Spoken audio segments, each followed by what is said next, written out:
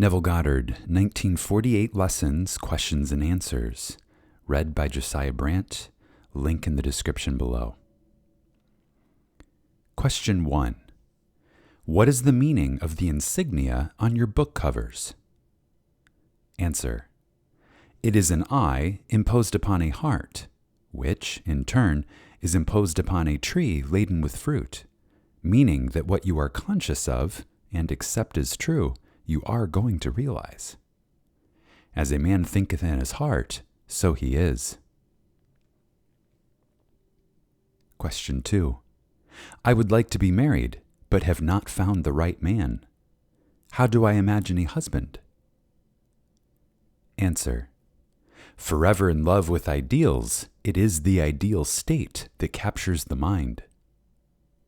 Do not confine the state of marriage to a certain man, but a full, rich, and overflowing life. You desire to experience the joy of marriage. Do not modify your dream, but enhance it by making it lovelier. Then, condense your desire into a single sensation or act which implies its fulfillment. In this Western world, a woman wears a wedding ring on the third finger of her left hand. Motherhood need not imply marriage. Intimacy need not imply marriage. But a wedding ring does. Relax in a comfortable armchair or lie flat on your back and induce a state akin to sleep. Then, assume the feeling of being married. Imagine a wedding band on your finger. Touch it. Turn it around the finger. Pull it off over the knuckle. Keep the action going until the ring has the distinctness and feeling of reality. Become so lost in feeling the ring on your finger that when you open your eyes, you will be surprised that it is not there. If you are a man who does not wear a ring, you could assume greater responsibility. How would you feel if you had a wife to care for? Assume the feeling of being a happily married man right now.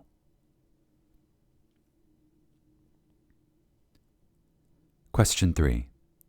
What must I do to inspire creative thoughts, such as those needed for writing? Answer. What must you do? Assume the story has already been written and accepted by a great publishing house. Reduce the idea of being a writer to the sensation of satisfaction. Repeat the phrase, "Isn't it wonderful?" or "Thank you, thank you, thank you," over and over again until you feel successful. Or imagine a friend congratulating you. There are unnumbered ways of implying success, but always go to the end. Your acceptance of the end wills its fulfillment. Do not think about getting in the mood to write, but live and act as though you are now the author you desire to be. Assume you have the talent for writing. Think of the pattern you want displayed on the outside. If you write a book and no one was willing to buy it, there is no satisfaction. Act as though people are hungry for your work. Live as though you cannot produce stories or books fast enough to meet the demand. Persist in this assumption, and all that is necessary to achieve your goal will quickly burst into bloom, and you will express it. Question 4. How do I imagine larger audiences for my talks? Answer. I can answer you best by sharing the technique used by a very able teacher I know. When this man first came to this country, he began speaking in a small hall in New York City. Although only 50 or 60 people attended his Sunday morning meeting, and they sat in front, this teacher would stand at the podium and imagine a vast audience. Then, he would say to the empty space, "Can you hear me back there?" Today, this man is speaking in Carnegie Hall in New York City to approximately 2,500 people every Sunday morning and Wednesday evening. He wanted to speak to crowds. He was not modest. He did not try to fool himself, but built a crowd in his own consciousness, and crowds come. Stand before a large audience. Address this audience in your imagination. Feel you are on that stage, and your feeling will provide the means. Question 5. Is it possible to imagine several things at the same time, or should I confine my imagining to one desire? Answer. Personally, I like to confine my imaginal act to a single thought, but that does not mean I will stop there.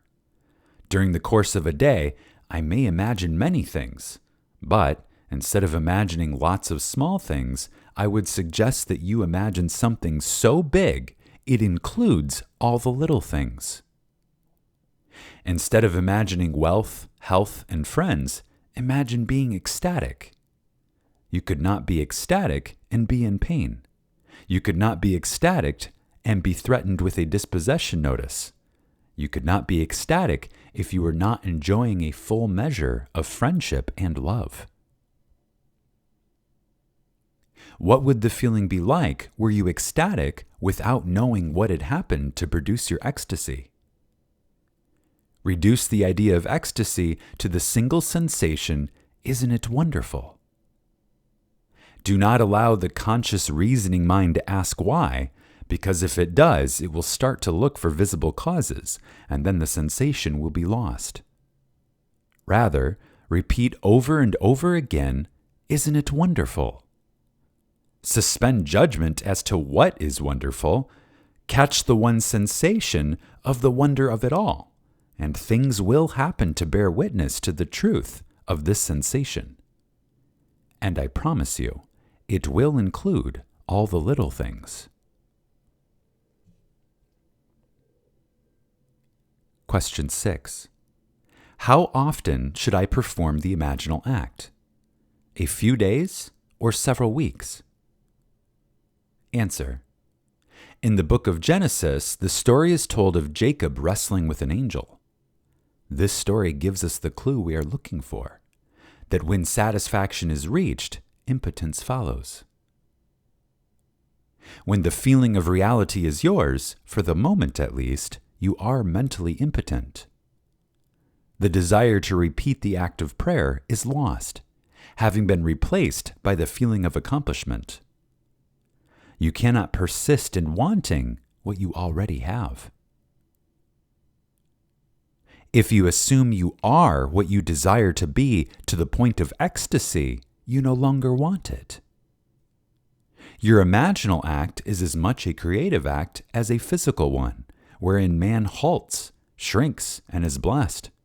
For as man creates his own likeness, so does your imaginal act transform itself into the likeness of your assumption. If, however, you do not reach the point of satisfaction, repeat the action over and over again until you feel as though you touched it and virtue went out of you.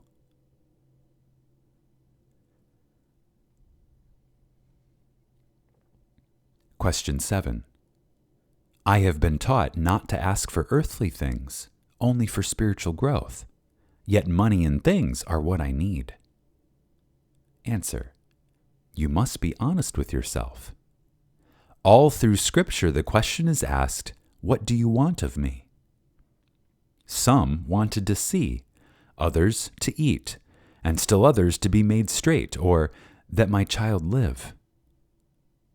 Your dimensionally larger self speaks to you through the language of desire. Do not deceive yourself. Knowing what you want, claim you already have it, for it is your Father's good pleasure to give it to you. And remember, what you desire, that you have.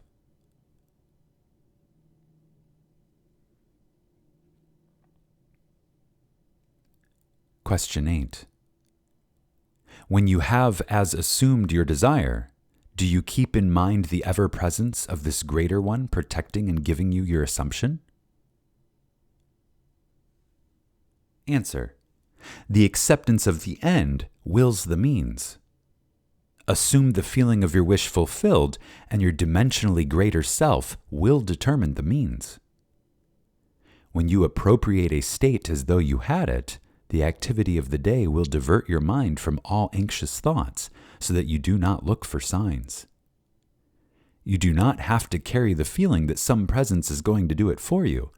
Rather, you know it is already done.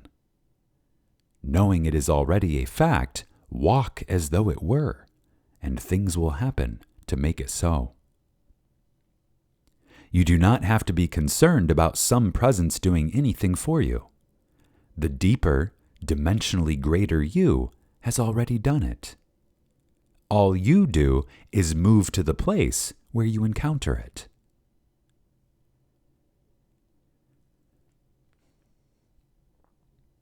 Remember the story of the man who left the master and was on his way home when he met his servant who said, "Your son lives." And when he asked at what hour it was done, the servant replied, "The 7th hour."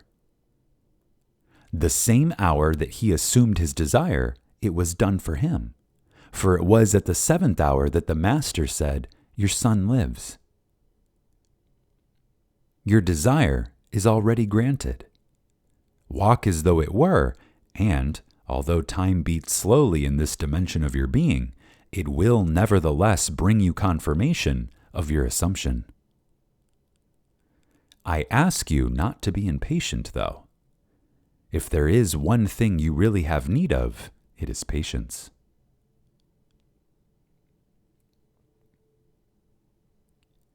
Question 9. Isn't there a law that says you cannot get something for nothing? Must we not earn what we desire? Answer. Creation is finished. It is your Father's good pleasure to give you the kingdom. The parable of the prodigal son is your answer.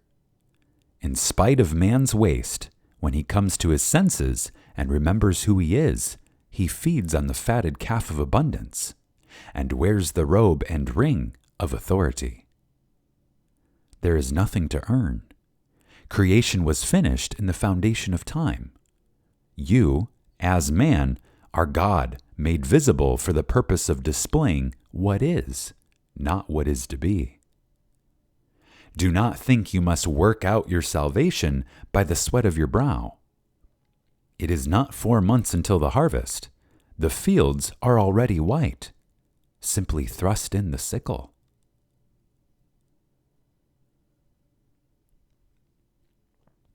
Question 10.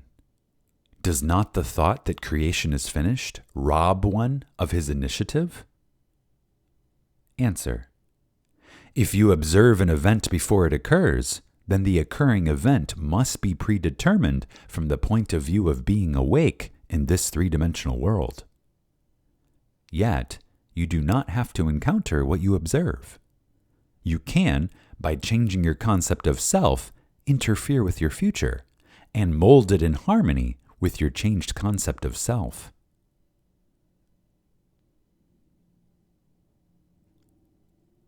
Question 11. Does not this ability to change the future deny that creation is finished? Answer. No. You, by changing your concept of self, change your relationship to things.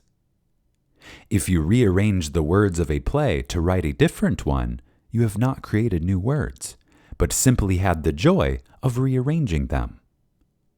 Your concept of self determines the order of events you encounter. They are in the foundation of the world, but not their order of arrangement.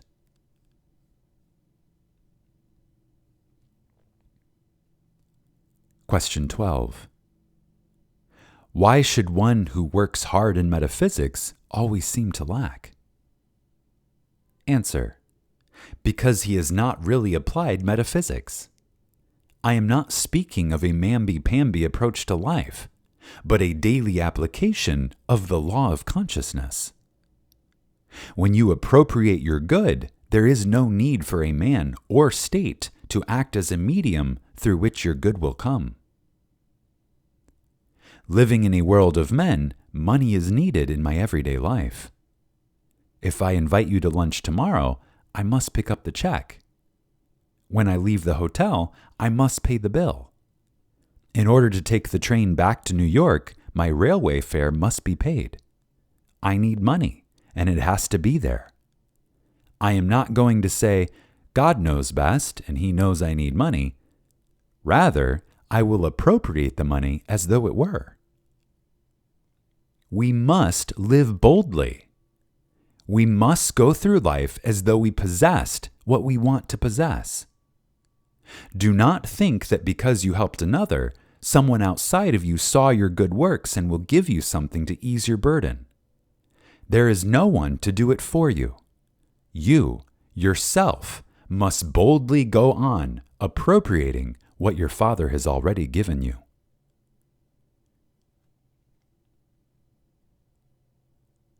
Again, we must live boldly. We must go through life as though we possessed what we want to possess. Do not think that because you helped another, someone outside of you saw your good works and will give you something to ease your burden. There is no one to do it for you. You, yourself, must go boldly on appropriating what your Father has already given you.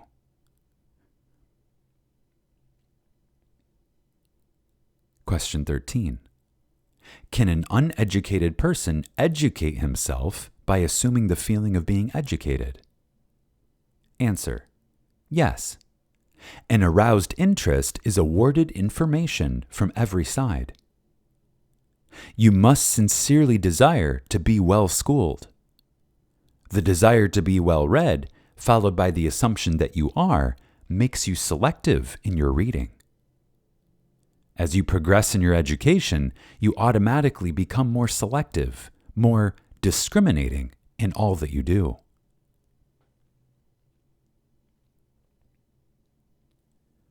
Question 14. My husband and I are taking the class together. Should we discuss our desires with each other? Answer. There are two spiritual sayings which permeate the Bible. One is, "Go, tell no man," and the other is, "I have told you before it comes to pass, that when it does come to pass, you may believe." It takes spiritual boldness to tell another that your desire is fulfilled before it is seen on the outside. If you do not have that kind of boldness, then you had better keep quiet. I, personally, enjoy telling my plans to my wife, because we both get such a thrill when they come into being. The first person a man wants to prove this law to is his wife. It is said that Muhammad is everlastingly great because his first disciple was his wife.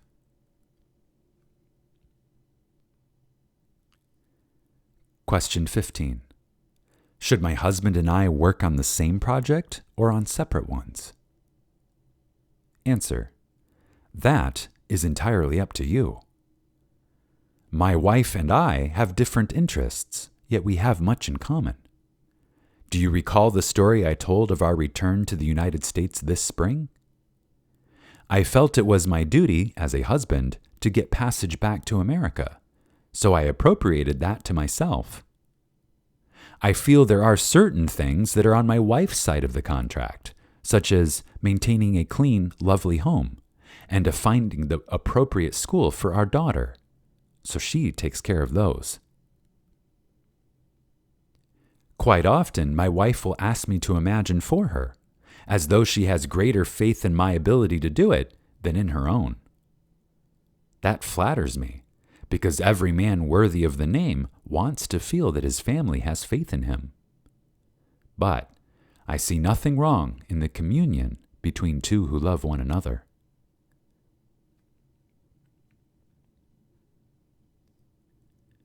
Question 16. I would think that if you get too much into the sleepy state, there would be a lack of feeling. Answer. When I speak of feeling, I do not mean emotion, but acceptance of the fact that the desire is fulfilled. Feeling grateful, fulfilled, or thankful, it is easy to say, "Thank you. Isn't it wonderful?" Or, "It is finished." When you get into the state of thankfulness, you can either awaken knowing it is done or fall asleep in the feeling of the wish fulfilled.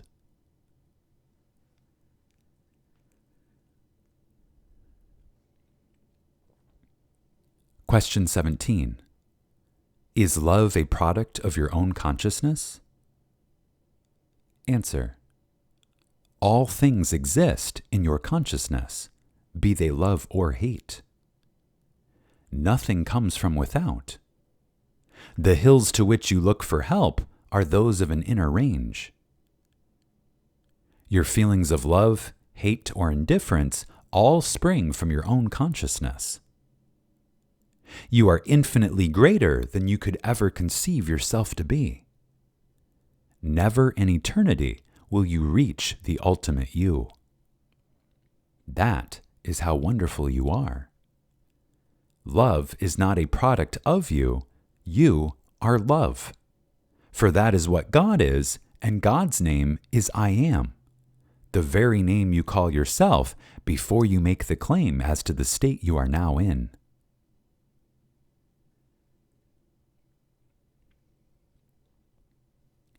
Question 18.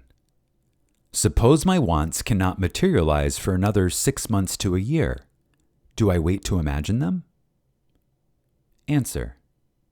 When the desire is upon you, that is the time to accept your wish in its fullness. Perhaps there are reasons why the urge is given you at this time. Your three-dimensional being may think it cannot be now, but your fourth-dimensional mind knows it already is. So, the desire should be accepted by you as a physical fact now.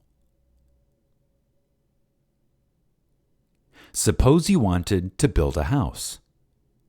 The urge to have it is now, but it is going to take time for the trees to grow and the carpenter to build the house. Although the urge seems big, do not wait to adjust it. Claim possession now and let it objectify itself in its own strange way. Do not say it will take 6 months or a year. The minute the desire comes upon you, assume it is already a fact. You and you alone have given your desire a time interval, and time is relative when it comes to this world. Do not wait for anything to come to pass. Accept it now as though it were, and see what happens. When you have a desire, the deeper you, who men call God, is speaking. He urges you, through the language of desire, to accept that which is not that which is to be. Desire is simply his communion with you, telling you that your desire is yours now. Your acceptance of this fact is proved by your complete adjustment to it, as though it were true.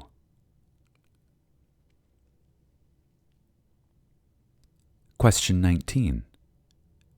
Why do some of us die young? Answer.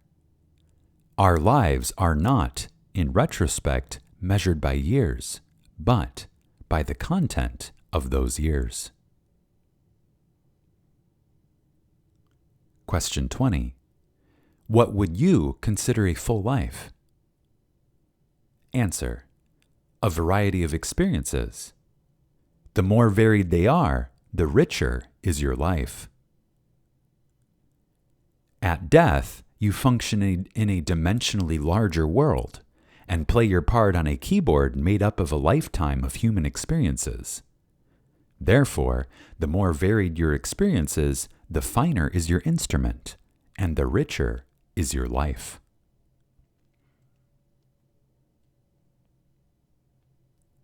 Question 21. What about a child who dies at birth? Answer. The child who is born lives forever, as nothing dies. It may appear that the child who dies at birth has no keyboard of human experience, but, as a poet once said, he drew a circle that shut me out. Infidel, scoundrel, a thing to flout. But love and I had the wit to win. We drew a circle that took him in. The loved one has access to the sensory experiences of the lover. God is love. Therefore, ultimately, everyone has an instrument, the keyboard of which is the sensory impressions of all men.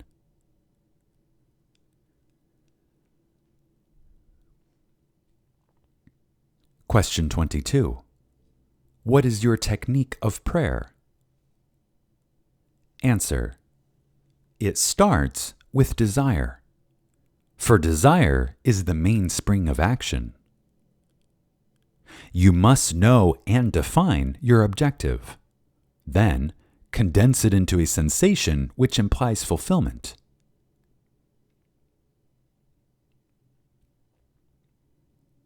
When your desire is clearly defined, immobilize your physical body and experience in your imagination the action which implies its fulfillment. Repeat this act over and over again until it has the vividness and feeling of reality. Or, condense your desire into a single phrase that implies fulfillment, such as, "Thank you, Father. Isn't it wonderful?" Or, "It is finished." Repeat that condensed phrase or action in your imagination over and over again. Then, either awaken from that state or slip off into the deep. It does not matter, for the act is done when you completely accept it as being finished in that sleepy, drowsy state.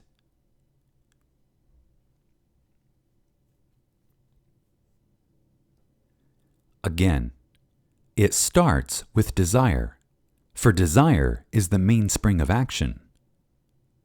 You must know and define your objective, then condense it into a sensation which implies fulfillment. When your desire is clearly defined, immobilize your physical body and experience in your imagination the action which implies its fulfillment. Repeat this act over and over again until it has the vividness and feeling of reality. Or, condense your desire into a single phrase that implies fulfillment, such as, "Thank you, Father. Isn't it wonderful?" Or, "It is finished." Repeat that condensed phrase or action in your imagination over and over again. Then, either awaken from that state or slip off into the deep. It does not matter, for when the act is done, you completely accept it as being finished in that sleepy, drowsy state.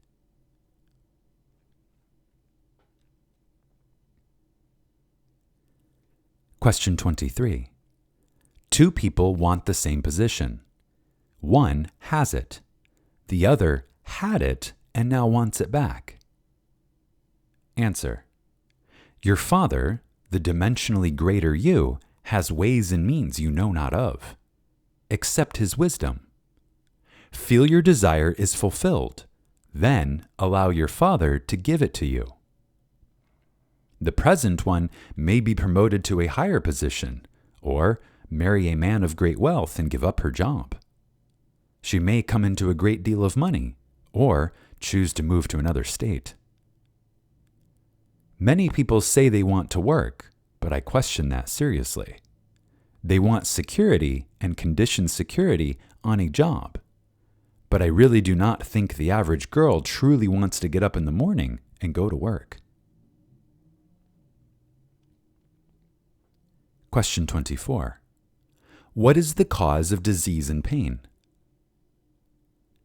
Answer. The physical body is an emotional filter. Many human ailments, hitherto considered purely physical, are now recognized as rooted in emotional disturbances. Pain comes from lack of relaxation, When you sleep, there is no pain.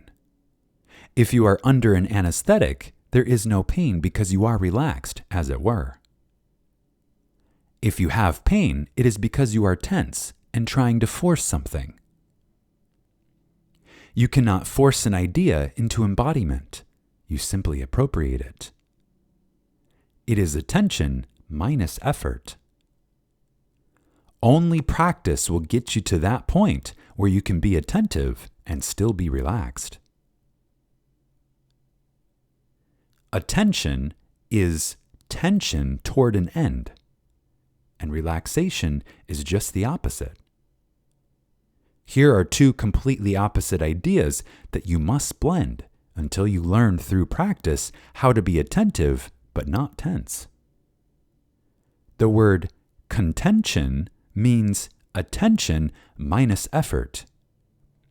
In the state of contention, you are held by the idea without tension.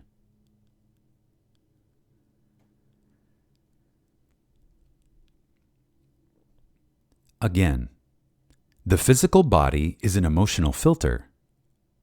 Many human ailments, hitherto considered purely physical, are now recognized as rooted in emotional disturbances. Pain comes from lack of relaxation. When you sleep, there is no pain. If you are under an anesthetic, there is no pain because you are relaxed, as it were. If you have pain, it is because you are tense and trying to force something. You cannot force an idea into embodiment. You simply appropriate it.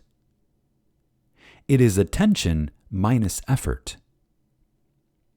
Only practice will bring you to that point where you can be attentive and still be relaxed.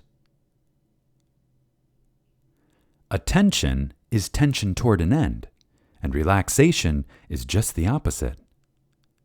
Here are two completely opposite ideas that you must blend until you learn through practice how to be attentive but not tense. The word contention means attention minus effort. In the state of contention, you are held by the idea without tension.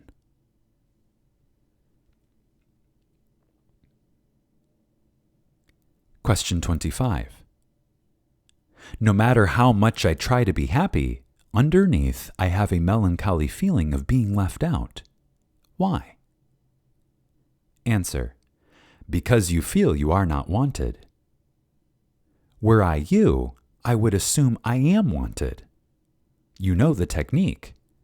The assumption that you are wanted may seem false when first assumed, but if you will feel wanted and respected and persist in that assumption, you will be amazed how others will seek you out.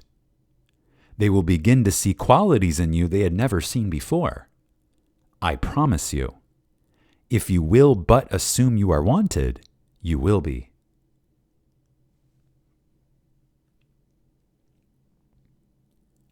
Question 26.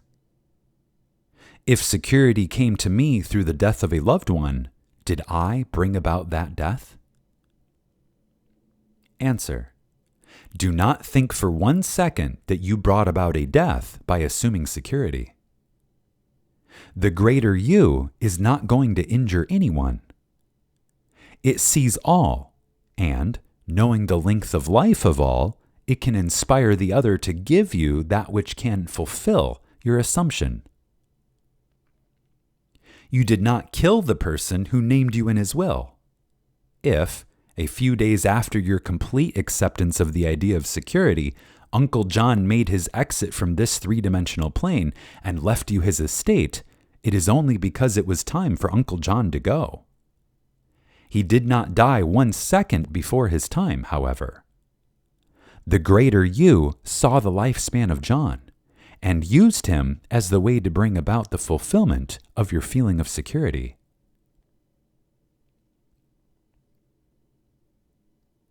The acceptance of the end wills the means toward the fulfillment of that end. Do not be concerned with anything save the end. Always bear in mind that the responsibility to make it so is completely removed from your shoulders. It is yours because you accept it as so.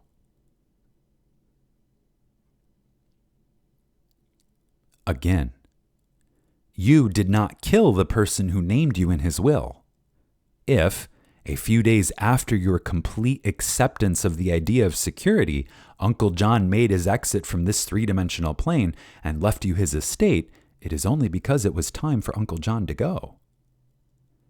He did not die 1 second before his time, however. The greater you saw the lifespan of John and used him as the way to bring about the fulfillment of your feeling of security. The acceptance of the end wills the means toward the fulfillment of that end. Do not be concerned with anything save the end. Always bear in mind that the responsibility to make it so is completely removed from your shoulders. It is yours because you accept it as so.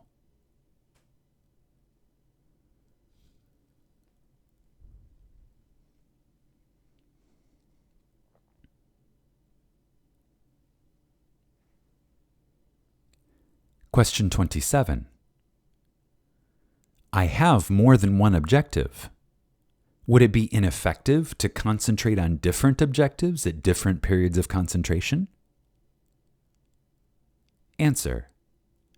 I like to take one consuming ambition, restrict it to a single short phrase or act that implies fulfillment, but I do not limit my ambition. I only know that my real objective will include all the little ones. Question 28. I find it difficult to change my concept of self. Why? Answer. Because your desire to change has not been aroused. If you would fall in love with what you really want to be, you would become it. It takes an intense hunger to bring about a transformation of self. As the hart panteth after the water brooks, so panteth my soul after thee, O Lord. If you would become as thirsty for perfection as the little hart is for water, that it braves the anger of the tiger in the forest, you would become perfect.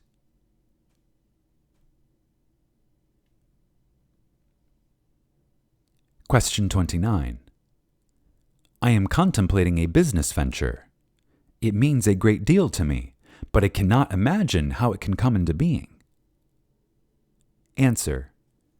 You are relieved of that responsibility. You do not have to make it a reality. It already is. Although your concept of self seems so far removed from the venture you now contemplate, it exists now as a reality within you. Ask yourself how you would feel and what you would be doing if your business venture were a great success. Become identified with that character and feeling, and you will be amazed how quickly you will realize your dream. The only sacrifice you are called upon to make is to give up your present concept of self and appropriate the desire you want to express.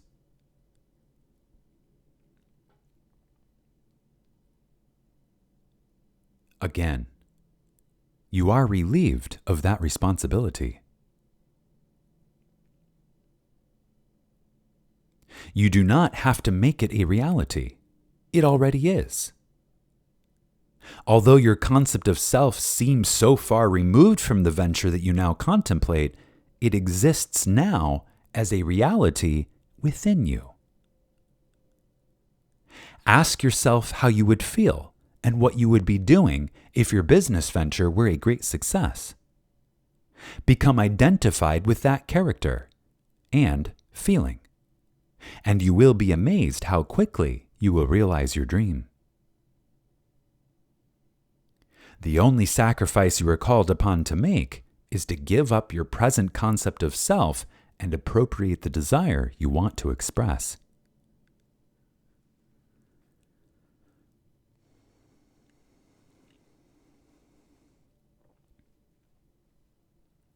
Question 30. As a metaphysical student, I have been taught to believe that race beliefs and universal assumptions affect me. Do you mean that only to the degree I give these universal beliefs power over me, am I influenced by them? Answer: yes. It is only your individual viewpoint, as your world is forever bearing witness to your present concept of self. If someone offends you, change your concept of self. That is the only way others change. Tonight's paper may be read by any 6 people in this room, and no 2 will interpret the same story in the same way. One will be elated, the other depressed, another indifferent, and so on, yet it is the same story. Universal assumptions, race beliefs, call them what you will, they are not important to you. What is important is your concept, not of another, but of yourself. For the concept you hold of yourself determines the concept you hold of others. Leave others alone. What are they to you? Follow your own desires.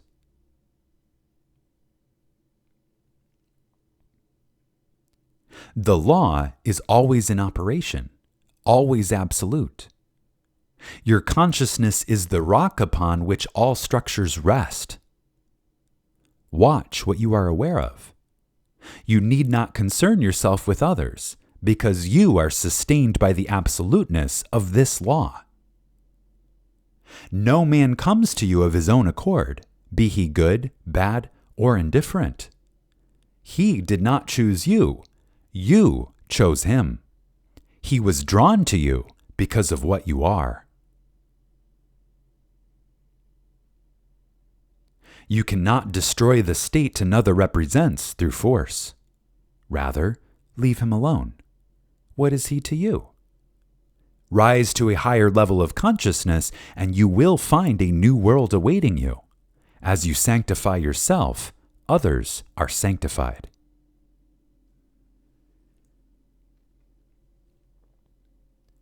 Question 31. Who wrote the Bible? Answer: the Bible was written by intelligent men who use solar and phallic myths to reveal psychological truths. But we have mistaken their allegory for history, and therefore have failed to see their true message. It is strange, but when the Bible was launched upon the world and acceptance seemed to be in sight, the great Alexandria Library was burnt to the ground, leaving no record as to how the Bible came into being. Few people can read other languages, so they cannot compare their beliefs with others. Our churches do not encourage us to compare. How many of the millions who accept the Bible as fact ever question it? Believing it is the Word of God, they blindly accept the words, and thus lose the essence they contain. Having accepted the vehicle, they do not understand what the vehicle conveys.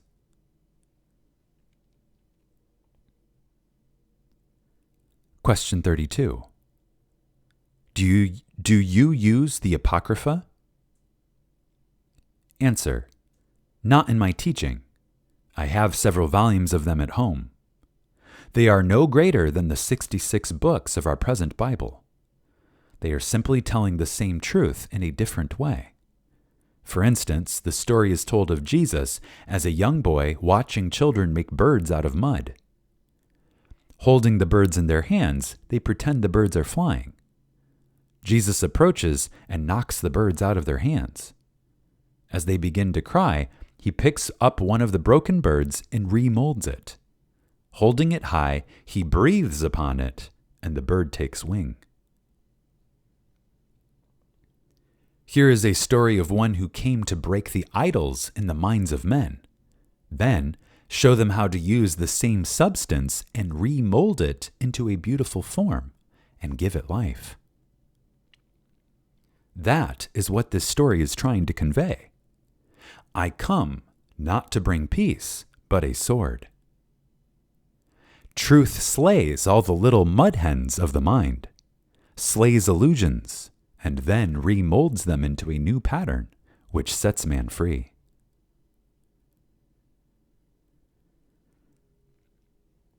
Question 33.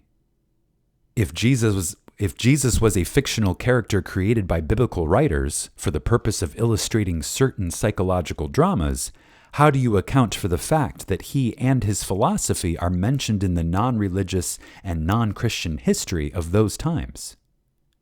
Were not Pontius Pilate and Herod real flesh and blood Roman officials in those days? Answer. The story of Jesus is the identical story as that of the Hindu savior Krishna. They are the same psychological characters. Both were supposed to have been born of virgin mothers. The rulers of the time sought to destroy them when they were children. Both healed the sick, resurrected the dead, taught the gospel of love, and died a martyr's death for mankind. Hindus and Christians alike believe their Savior to be God made man. Today, people quote Socrates, yet the only proof that Socrates ever existed is in the works of Plato. It is said that Socrates drank hemlock, but I ask you, who is Socrates? I once quoted a line from Shakespeare, and a lady said to me, "But Hamlet said that." Hamlet never said it. Shakespeare wrote the lines and put the words in the mouth of a character he created and named Hamlet. St. Augustine once said, "That which is now called the Christian religion existed among the ancients. They began to call Christianity the true religion, yet it never existed."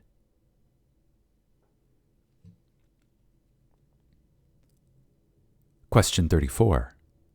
Do you use affirmations and denials? Answer. Let us leave these schools of thought that use affirmations and denials. The best affirmation, and the only effective one, is an assumption, which, in itself, implies denial of the former state. The best denial is total indifference. Things wither and die through indifference. They are kept alive through attention. You do not deny a thing by saying it does not exist. Rather, you put feeling into it by recognizing it. And what you recognize as true is true to you, be it good, bad, or indifferent.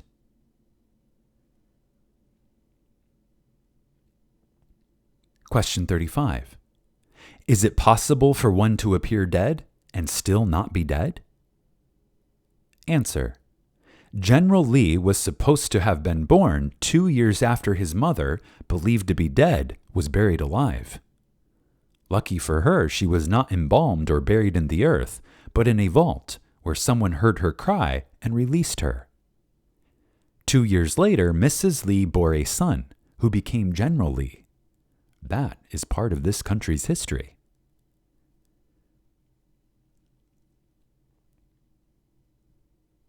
Question 36. How could one who was deprived in his youth become a success in life? Answer. We are creatures of habit, forming patterns of the mind which repeat themselves over and over again.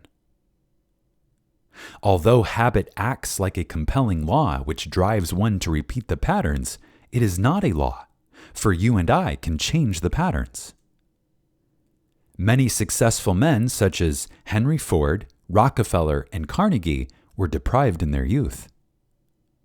Many of the great names in this country came from poor families, yet they left behind them great accomplishments in the political, artistic, and financial world. One evening, a friend of mine attended a meeting for young advertising executives. The speaker of the evening said to these young men, "I have but one thing to say to you tonight, and that is to make yourself big, and you cannot fail." Taking an ordinary fishbowl, he filled it with 2 bags, one of English walnuts and the other of small beans. Mixing them with his hand, he began to shake the bowl and said, "This bowl is life. You cannot stop its shaking, as life is a constant pulsing, living rhythm. But watch. As they watched, the big walnuts came to the top of the bowl, as the little beans fell to the bottom. Looking into the bowl, the man asked, "Which one of you is complaining?" asking why. Then added, "Isn't it strange? The sound is coming from the bowl and not the outside." A bean is complaining, saying that if he had the same environment as the walnut, he too would do big things, but he never had the chance. Then he took the little bean from the bottom of the bowl and placed it on top, saying, "I can move the bean through sheer force, but I cannot stop the bowl of life from shaking." And as he shook the bowl, the little bean once again slid to the bottom. Hearing another voice of complaint, he asked, "What's that I hear? You are saying that I should take one of these big fellows who thinks he is so big and put him on the bottom and see what happens to him? You believe he will be just as limited as you because he will be robbed of the opportunity of big things just as you are? Let's see." Then the speaker took one of the big walnuts and pushed him right down to the bottom of the bowl, saying, "I still can't stop the bowl from shaking." And as the men watched, the big walnut came to the top again. Then the speaker added, "Gentlemen, if you really want to be successful in life, make yourself big."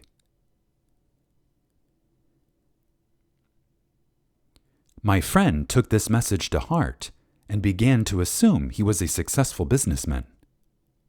Today, he is truly a big man if you judge success by dollars.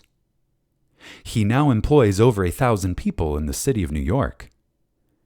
Each one of you can do what he did. Assume you are what you want to be. Walk in that assumption, and it will harden into fact.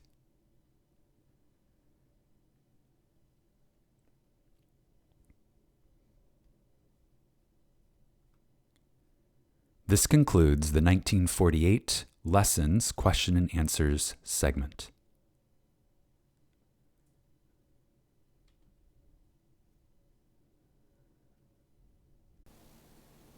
Subscribe to this channel so that you will receive notifications on your device when new Neville Goddard content is posted.